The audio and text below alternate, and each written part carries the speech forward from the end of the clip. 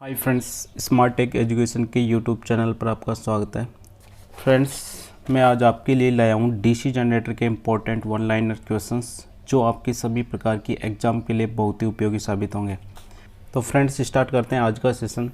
Friends, DC generator के ये important one liner questions है जो आपकी एग्ज़ाम के लिए बहुत ही उपयोगी साबित होंगे। इसमें हमारा पहला क्वेश्चन है, डीसी मशीन में आर्मेचर के लेमिनेशंस की धातु है। तो फ्रेंड्स, डीसी मशीन के अंदर जो पार्ट्स घूर्णन करता है वो कहलाता है आर्मेचर। डीसी मशीन के अंदर जो आर्मेचर होता है वो सिलिकॉन स्टील की लेमिनेशंस को जोड़कर बनाया जाता है, मतलब पत्तियों को जोड़ कर बनाया जाता है। तो डीसी मशीन के अंदर जो आर्मेचर होता है वो किस धातु का बना होता है? सिलिकॉन स्टील का। दूसरा क्वेश्चन है, लेफ्ट वाइंडिंग में ब्रशों की संख्या होती है। तो फ्रेंड्स, हम जानते हैं कि डीसी मशीन के अंदर दो प्रकार की वाइंडिंग करते हैं। एक तो वाइंडिंग करते हैं लेफ़्ट वाइंडिंग और एक करते हैं अपन वेव वाइंडिंग। लेफ़्ट वाइंडिंग के अंदर क्या होते हैं? समांतर परिपथों की संख्या उसके ध्रुवों की संख्या के बराबर होते हैं। तो जितने उसके अंदर ध्रुवों की संख्या होगी उतने ही उसके अंदर ब्रशों की संख्या होगी। अगला क्वेश्चन है, डीसी जनरेटर के अंदर प्रेरित विद्युत वाहक बल की दिशा ज्ञात की जा सकती है। तो प्रेरित विद्युत वाहक बल की दिशा ज्ञात करने के लिए अपन फ्लेमिंग के दाएं हाथ के नियम का प्रयोग करते हैं। देखो, फ्लेमिंग का दाएं हाथ का नियम अगर आपको पता नहीं है तो बता दूं।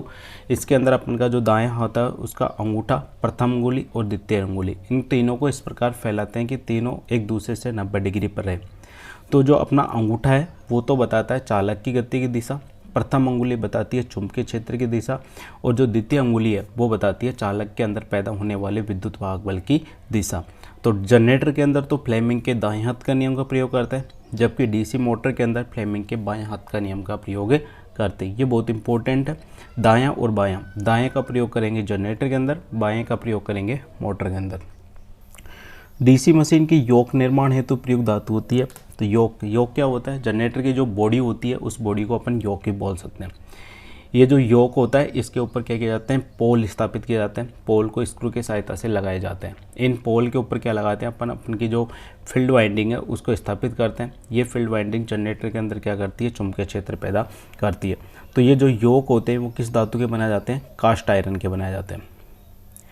अब जो आर्मेचर होता है उसको अंदर अपन लेमिनेशंस क्यों बनाते हैं? तो जो जनरेटर के अंदर जो आर्मेशंस है उसको अपन लेमिनेशंस बनाने का कारण है इसके अंदर होने वाली भंवरधारा हानियों को अपन क्या कर सकते हैं? कम कर सकते हैं। लेमिनेशंस वाला आर्मेचर प्रयोग करने से उसके अंदर भंवरधारा हानियों का मान कम हो जाता है। कम्यूटेटर सेगमेंट के लिए प्रयुक्त धातु है। देखो, कम्यूटेटर क्या होता है? जनरेटर के अंदर जहाँ आर्मेचर होता है उसी की शाफ्ट पर क्या लगाया जाता है? कम्यूटेटर। अब आर्मेचर के ऊपर जो आर्मेचर वाइंडिंग लगा जाती है उसके सिरों को जोड़ा जाता है कम्यूटेटर से। स्टार्टिंग में जनरेटर के आर्मेचर के अंदर जो करंट पैदा होती है वो होती है एसी। ये जो एसी करंट है वो जाती है किसके पास? कम्यूटेटर के पास। कम्यूटेटर क्या करता है? इस एसी को किस में चेंज करता है? डीसी में। तो इस कम्यूटेटर के अंदर क्या किया जाता है? कठोर तांबे के छोटे छोटे टुकड़े लगाए जाते हैं जिनको अपन सेगमेंट्स कहा जाता है। और ये जो कम्यूटेटर होता है इनके अंदर प्रत्येक सेगमेंट्स के बीच में अपरक या माइका कुचालक पदार्थ की परत को लगाया जाता है जो इन सेगमेंट्स को एक दूसरे से अलग रखते हैं।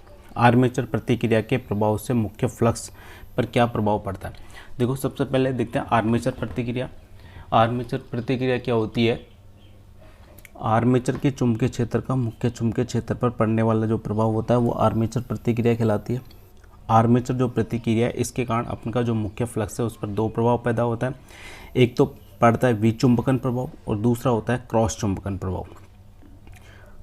समान ध्रुव एवं आर्मेचर चालकों की संख्या के लिए उच्च विद्युत वाहक बल उत्पन्न करेगी। तो फ्रेंड्स, अभी मैंने आपको बताया था डीसी मशीन के अंदर अपन दो प्रकार की वाइंडिंग करते हैं। एक तो करते हैं लेफ़्ट वाइंडिंग और एक करते हैं अपन वेव वाइंडिंग।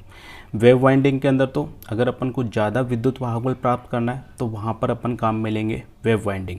अगर अपन को उच्च मान की धारा प्राप्त करनी है, जनरेटर से मान लो अपन को उच्च मान की करंट प्राप्त करनी है, तो वहाँ पर अपन काम में लेंगे लेफ़्ट वाइंडिंग। तो हाई वोल्टेज के लिए वेव और हाई करंट के लिए लेफ़्ट वाइंडिंग अपन क्या करते हैं? प्रयोग करते हैं। अगले चलते हैं। लंबी जो संचरण लाइन है, लंबी संचरण लाइनों को फील्ड करने के लिए सबसे उपयुक्त जनरेटर है। जो ट्रांसमिशन लाइन होती है उसको एक स्थान से दूसरे स्थान तक लाने के अंदर बीच के अंदर जो हानियाँ होती है, घर्षण हानियाँ होती है, वायु के साथ घर्षण गया या प्रतिरोध के कारण वोल्टेज ड्रॉप होता है, उसके कारण क्या हो जाता है? जो उसके वोल्टेज में गिरावट हो जाती है। तो उस ट्रांसमिशन लाइन को वापस वोल्टेज को बढ़ाने के लिए किस प्रकार के जनरेटर का काम मिलेंगे अपन, ओवर कंपाउंड डीसी जनरेटर वहाँ पर उपयोग किया जाता है। अगला क्वेश्चन है, डीसी जनरेटर में उत्पादित वोल्टेज की ध्रुवता बदलने के लिए, यानी कि जनरेटर के अंदर जो अपन वोल्टेज पैदा कर रहे हैं उस वोल्टेज की ध्रुवता को अपन चेंज करना चाहते हैं, तो वो चेंज किस प्रकार से कर सकते हैं।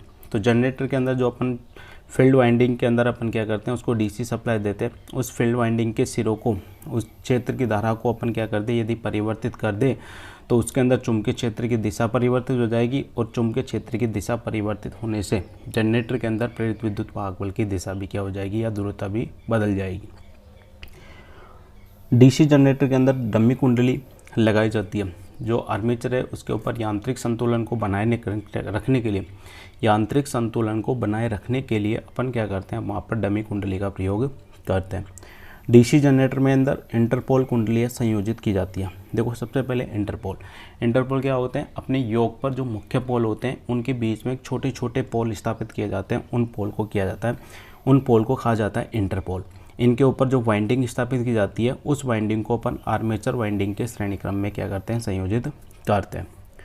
डीसी मशीन में कम्यूटेटर का क्या कार्य है, तो कम्यूटेटर क्या करता है, आर्मेचर के अंदर जो एसी सप्लाई पैदा होती है उस एसी सप्लाई को किस में, डीसी में चेंज करने का कार्य करता है। तो कम्यूटेटर एसी वोल्टेज को डीसी वोल्टेज में परिवर्तित करता है। बैटरी चार्जिंग के लिए सबसे उपयुक्त जनरेटर है। तो बैटरी चार्जिंग के लिए अपन को पता है कि स्थिर करंट की आवश्यकता होती है, स्थिर वोल्टेज की आवश्यकता होती है, और जो फिक्स वोल्टेज या स्थिर वोल्टेज देता है वो कौन सा जनरेटर देता है अपन को, शंट जनरेटर। तो बैटरी चार्जिंग में अपन शंट जनरेटर का उपयोग करते हैं। डीसी शंट जनरेटर के फील्ड में बाह्य प्रतिरोध कनेक्ट करने पर जनरेटर की वोल्टेज क्या हो जाएगी, कम हो जाती है। देखो जनरेटर की फील्ड वाइंडिंग है, फील्ड वाइंडिंग में अपनी यदि प्रतिरोध लगा दिया तो फील्ड वाइंडिंग के अंदर प्रवाहित होने वाली धारा का मान क्या हो जाएगा, कम। और यदि फील्ड वाइंडिंग के अंदर धारा कम प्रवाहित होगी तो उसके अंदर पैदा होने वाले चुंबकीय क्षेत्र का मान भी क्या हो जाएगा, कम, यानी कि फाई का मान कम हो जाएगा। और अपन जानते हैं जनरेटर के अंदर पैदा होने वाले विद्युत वाहक बल का समीकरण होता है Eg बराबर फाई ZNP/60A, यानी जनरेटर के अंदर जो पैदा होने वाला विद्युत वाहक बल है केवल दो चीज़ों पर डिपेंड करता है। एक तो कहलाता है फाई के ऊपर, मतलब चुंबकीय फ्लक्स पर, और दूसरा होता है आर्मेचर की घूर्णन गति पर। तो यदि फ्लक्स का मान, अब देखो फील्ड वाइंडिंग के श्रेणी क्रम में प्रतिरोध लगा रहे हैं ना अपन, तो फील्ड वाइंडिंग के अंदर प्रवाहित होने वाली धारा का मान कम होगा, जिससे फ्लक्स का मान कम होगा, और फ्लक्स का मान कम होने से जनरेटर के अंदर जो पैदा होने वाली वोल्टेज है वो क्या हो जाएगी, कम हो जाएगी। आर्मेचर प्रतिक्रिया का क्या कारण है, तो आर्मेचर प्रतिक्रिया किसके कारण पैदा होती है, आर्मेचर के अंदर जो धारा प्रवाहित होती है उस धारा के कारण जो चुंबकीय क्षेत्र पैदा होता है वो चुंबकीय क्षेत्र मुख्य चुंबकीय क्षेत्र पर जो प्रभाव डालता है वो प्रभाव भी क्या कहलाता है, आर्मेचर रिएक्शन कहलाती है। पोल शू के स्लॉट में रखी गई कंपेंसेटिंग वाइंडिंग का क्या फंक्शन है, तो कंपेंसेटिंग वाइंडिंग क्या करती है, कम्यूटेटर के चारों ओर जो चिंगारी पैदा होती है, स्पार्किंग पैदा होती है, उस स्पार्किंग को ख़त्म करने के लिए काम में ली जाती है। तो फ्रेंड्स आज के लिए बस इतना ही। अगर फ्रेंड्स आपको हमारा वीडियो पसंद आया हो तो प्लीज़ वीडियो को लाइक और चैनल को सब्सक्राइब करें, और इसी प्रकार के इंपॉर्टेंट क्वेश्चंस मैं आपको टाइम पर अपडेट करता रहूँगा।